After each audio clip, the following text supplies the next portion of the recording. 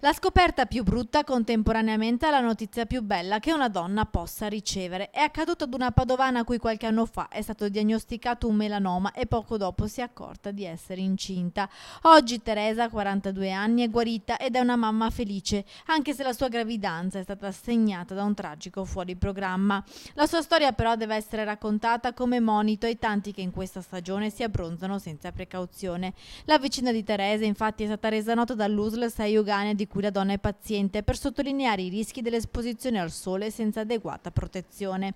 Da ragazza Teresa era una fanatica della bronzatura, si esponeva al sole senza protezione anche nelle ore più calde e faceva numerose lampade. Poi, su consiglio di un'amica a 40 anni, si sottopone ad un controllo della pelle e ad una mappatura dei nei. È al terzo mese di gravidanza quando le viene tolto un neo sospetto sul fianco destro che dall'esame istologico risulta essere un melanoma.